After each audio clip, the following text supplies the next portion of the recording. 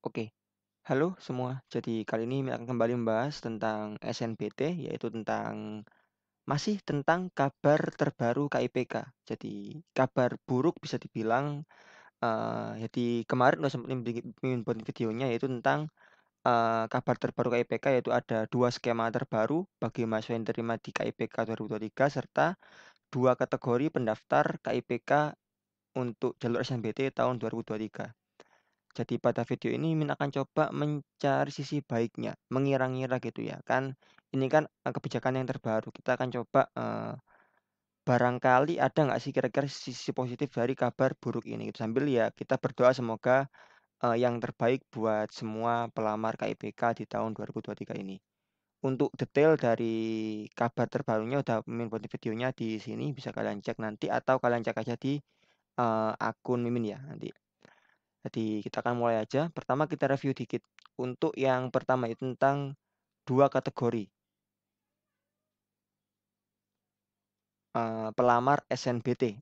Jadi pelamar di luar SNBT gitu. Jadi kalau sebelumnya kan ada, benefit yaitu gratis ya ikut SNBT ya. Nah sekarang ada 2 kategori. Yang pertama itu yang bayar dan yang kedua itu yang gratis. Siapa aja yang masuk kategori gratis ini? Mereka-mereka yang gratis untuk SNBT adalah ini, mereka-mereka pelamar KIP Kuliah Merdeka yang masuk dalam data terpadu kesejahteraan sosial atau DTKS dan atau menerima bantuan pro program bantuan sosial yang ditetapkan oleh kementerian bla bla bla itulah. Jadi kalian-kalian yang ngelamar KIPK tapi nggak ada datanya di sini, kalian tetap harus bayar untuk ikut SNBT gitu ya. BTW program-program itu contohnya ini ya, PKH ini sama ini. Kalau menurut Mimin ya ini tuh, tujuannya mungkin bagus untuk apa ya, menyeleksi gitu yang benar-benar yang lebih butuh atau yang nggak butuh. Cuma dalam penerapannya ini di sekitar Mimin ya, banyak apa ya, menurut Mimin yang warga-warga yang dapat PKH itu yang seharusnya nggak dapat menurut Mimin. Dia masih mampu, masih banyak yang di bawahnya tapi nggak dapat gitu.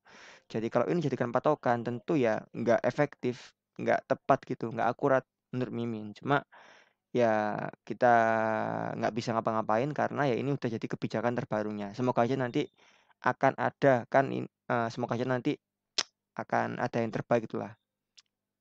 Itu untuk yang pertama ya, Mimin kurang setuju untuk ini. Nah, yang kedua kita akan coba ini nih. Jadi ini adalah hal yang menurut Mimin cukup radikal ya perubahannya ya. Nanti di KIPK tahun 2023 itu ada 2 kategori penerimaan, 2 skema. Skema yang pertama adalah ini, skema yang dapat bantuan UKT dan biaya hidup. Yang kedua adalah mereka yang dapat UKT saja, bantuan UKT aja. Nanti kuota 1/2 itu nanti mengacu pada kuota penerimaan masing-masing perguruan tinggi. Tentu ini akan apa ya, merugikan kalau dibandingkan gini. Biasanya kan kalau kalian lolos di KIPK kalian pasti dapat ini, UKT sama biaya hidup. Tapi nanti itu ada 2 kemungkinan. Kalian lolos dapat ini, 2 ini atau cuma dapat bantuan UKT aja. Nah, kalau kita bandingkan dengan yang sebelumnya itu yang dapat semua ini, tentu skema kedua ini adalah skema yang buruk atau kabar buruk gitu ya. Tapi kalau kalian bandingkan dengan ini, misalkan oh iya, sebelumnya mungkin buat kalian yang belum tahu, kalau kalian lolos di SNBT misalnya, kalian belum tentu lolos di KIP-nya. Bisa aja kalian lolos di SNBT tapi nggak lolos di KIP-nya. Jadi nanti ya kalian, bayar UKT gitu dan juga nggak dapat biaya hidup tentunya. Nanti kalian akan kena UKT plus nggak dapat ini, nggak dapat uang saku lah, karena kan nggak dapat KIPK. Nah, beberapa kasus itu contohnya ini ya, jadi di tahun lalu ada anak yang lolos di UNES, dia melamar KIPK, jadi pendaftar KIPK, ternyata setelah seleksi di PTN-nya itu nggak lolos gitu.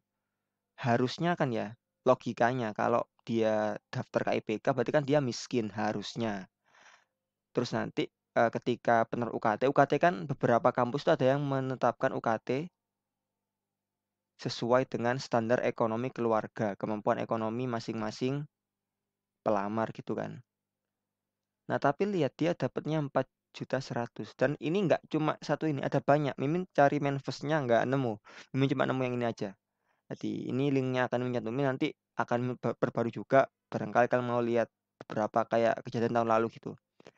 Dia ini gara-gara nggak lolos KIPK, dia terpaksa kena UKT segini. Akhirnya apa? Dia kayak ya apa ya namanya orang tua mungkin rela untuk berhutang atau cuma namanya kita dari siswa kan nggak mau gitu loh. Jadi dia akhirnya nggak tahu gimana, kan kalau udah lolos di SNBT kan kita nggak bisa lagi tuh coba jalur lain kan. Kalau mau coba tahun depan juga belum tentu bisa digunakan KIP-nya gitu. Jadi, kalau kita coba lihat ini, mungkin dengan adanya skema yang kedua ini, mungkin kasus yang seperti ini bisa diminimalisir, semoga saja. Karena gini kan nanti kalau, cuma biaya UKT aja berarti kan nanti pengeluarannya kan turun negara tuh. Biasanya nanti misal komponennya ini A, B, ini A aja ya. Misal A plus B aja itu untuk 100 orang, ini hitung kasar aja. Berarti kalau A saja dengan asumsi anggaran yang tetap, harusnya kan penerimanya meningkat, bisa jadi nanti 150 gitu misalnya. Baru nanti, siswa-siswi atau pelamar-pelamar dengan kategori seperti ini bisa diminimalisir. Karena kenapa? Itu sangat nyesek banget loh.